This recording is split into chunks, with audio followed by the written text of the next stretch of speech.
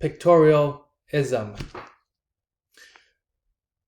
What is pictorialism in terms of photography? And what have we discussed before this lecture? We've talked about the relation between photography and art. We've talked about how photography, how taking photos, how cameras was trying to get into to be acknowledged by art, by the art world, but excluded from all kinds of exhibitions, but kicked out from all these exhibitions. It's excluded as an art form. We've talked about photograph cameras. It's only considered to be a mechanic production of things. We've talked about the function of photography. It's very limited. It's only limited to documenting, it's recording the natural world that's outside of us, but doesn't have the ability to express anything that's inside of us, thought, expression, things like that. Photography. Photographers, are they artists? Well, for photographers, of course they wanted to be. Over time they realized that they want to be included as artists, because there are many manipulation. There's many things that you do with the camera that they would consider as an art form, as working as art. That a camera, however mechanic it is, a camera is in its inception, its origin, it's not different from a artist's palette. It too is a form of creation, right? That's what we've talked about. And it's against this background that we have this pictorialism, an effort, or maybe a struggle for artists, for photography to be acknowledged, to be accepted as art. So this lecture, our main focus, or the focus of pictorialism, this whole movement that lasted from the date that shows here, is a journey. Actually, it's a journey to legitimize photography itself as art. Let's see how it was unfolded.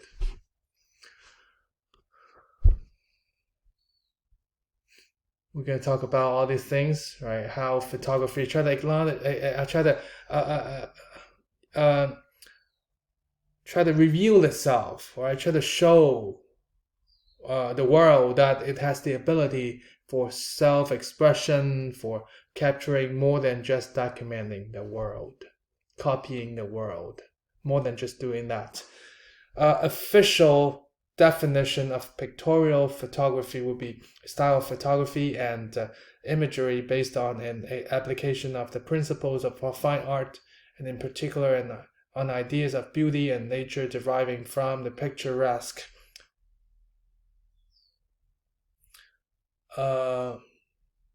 Although specifically identified in the late 19th century and early 20th century, the underlying aesthetics was in a response to the ongoing debate about photography's scientific and artistic status.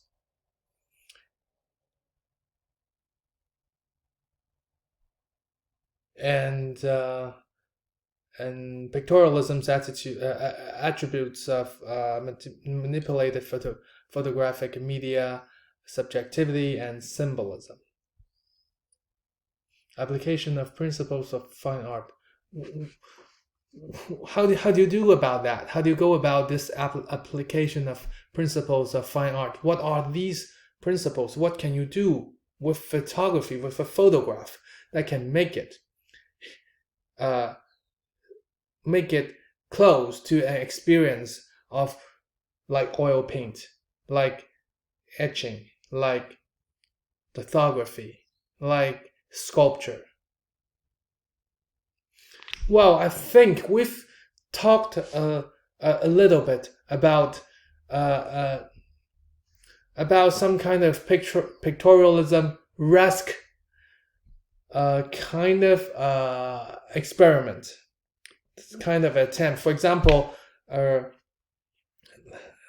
the very during the early time when photography was first invented, we have Juliet Margaret Cameron who experimented on unique subjects and with legendary, mythological, philosophical subject matters that is not realistic. That is not just right. That's trying to defy that limitation of photography at the time. That photography is only limited to documentation. But Cameron went the other way and experiment. For example, in this case, that King Lear allotting his kingdom to his 3 daughters. This is a scene that's with all the costumes, right? That's designed, specifically designed, which is very different from anything you would find in the natural world, right? Mythological theme to it, that the actors, the models who dress up in all kinds of costumes and act for a scene, coupled with that very soft focus, that very blurry scene, to bring to you a sense of nostalgia of the past, of mimicking the past,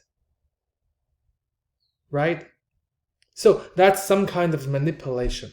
I would say that's some kind of trying to create art with this new tool called photography, right? So that's a good attempt. And then we also talked about this not too long ago, about the combination prints, right? Piecing together many different negatives into one scene. Again, it's a deliberate design. It's a scene that's deliberately designed. A scene that's deliberately designed to reveal, to cater to you a sentiment that's so expressive, to evoke some kind of emotional expression, sadness in this case, right? Or in other cases, it could be excitement, exuberating scenes, euphoria, surprise, that kind of emotional expression, right, through photography. Okay, I think Robinson, that with the new technology, combination prints, with the new technology, negative and positive films, that's also a good attempt to trying to make it as close to a process of creating art as possible, as photography can be, right? But people in the mainstream, in the art world, the oil painters, the sculptors, they still think, you guys just playing around with this mechanic tool, right? You are not artists. And then here came the pictorialism. Artists pioneered, right? A movement pioneered by a name that's we're gonna circle back and back and back again and again, because it's too important a figure in the whole history, in the whole history of photography. His name is Alfred Stieglitz. Alfred Stieglitz, immigrant from Germany to the United States. He kickstarted a movement called the Pictorialism. He being one of them, right? Kickstarted with many members, many individual artists, individual photographers kickstarted this movement called the Pictorialism. It's an international one, this movement. They share a belief that photographs ought to be judged by same criteria as forms of art and media, with the motto that form follows function, which is a motto that you need to, and any art historian would have handy. Form follows function, form follows function. Their aim was to legitimize photography as an art form, and for their photography to be judged or evaluated for its artistry and ability to evoke feeling rather than its power to describe, to just record the natural world. It's a more active, more proactive way of interpretation, of expression, not merely copying, not merely describing. Photography is a form of interpretation, not merely reflection.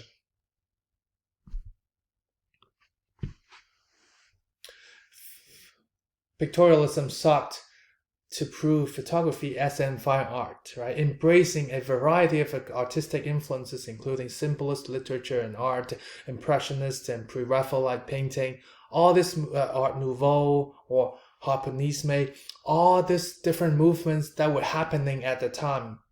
These photographers, these pioneers in this pictorialist movement, they try to incorporate all things, the jewels, the new fashions from that are involved in these movements. They want to involve all of them in photography, because photographers, they want to join the art movements. They want to join art.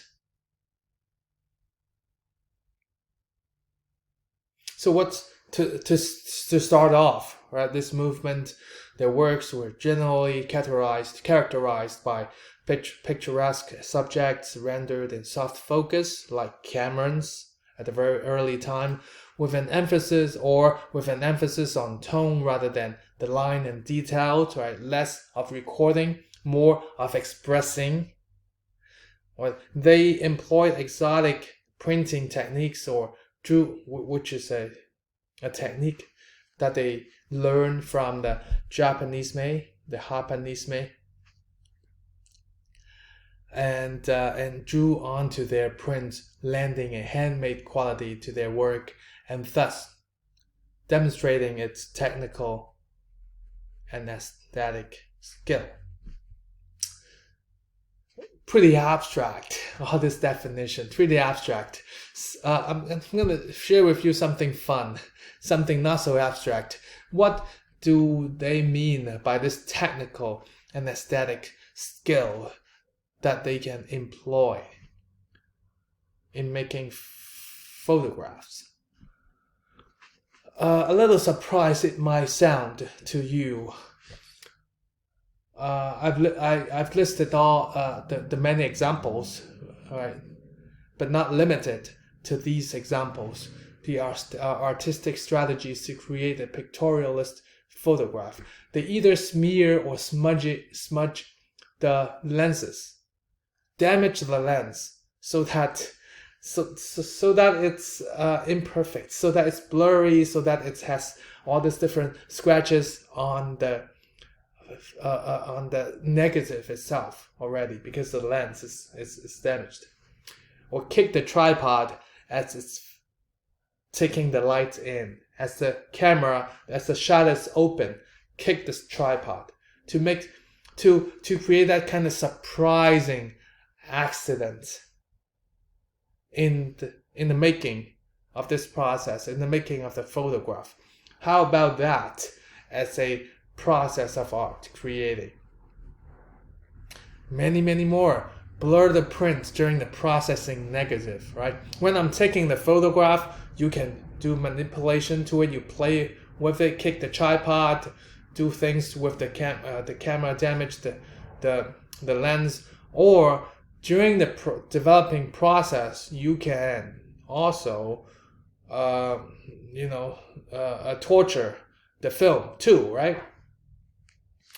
engaging in gum printing and other ennobling processes, adding new printing to it, adding new printing techniques to it. Or you just draw on the print itself, or you just manipulate the print itself, scratches, other things, or use a finger, pencils, brushes. You have it to alter the forms in soft gum and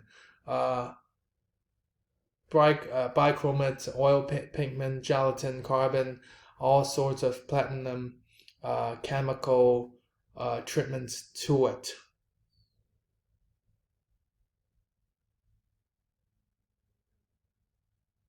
Or photogravure or platinum processes, this new techniques, new processes to add, to prolong that process, to make the developing of the photograph complicated enough as it is a process of art creating.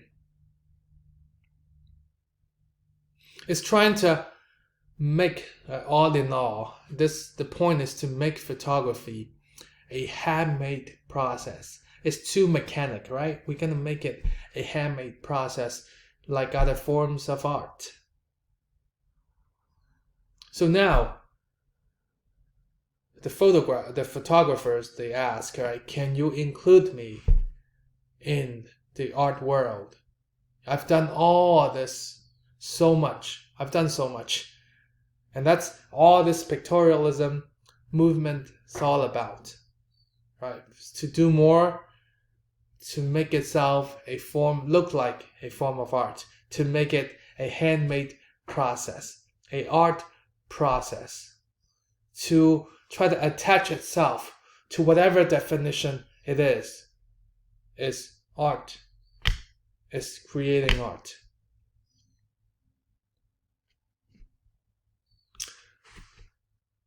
Or, like Peter Henry Emerson, this gathering water lily, it might, for those of you who've taken the modern art class,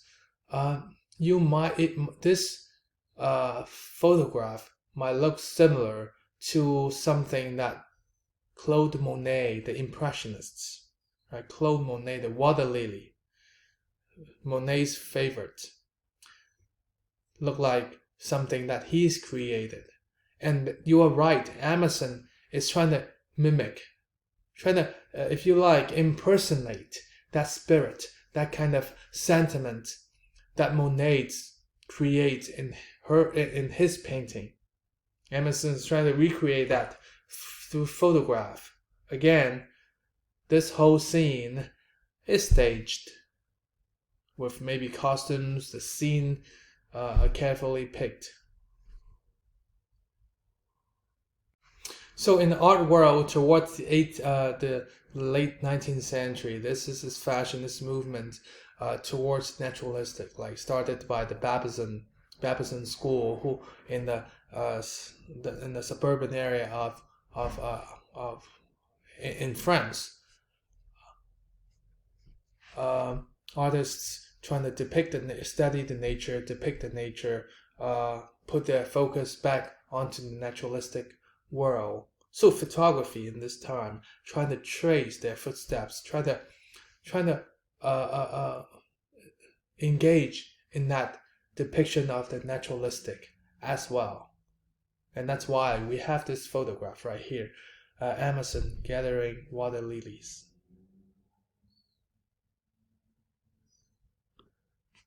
Here's more, and you will find this naturalistic scenes really echoes with the outdoor painting, the outdoor scenes that Impressionists at the time created.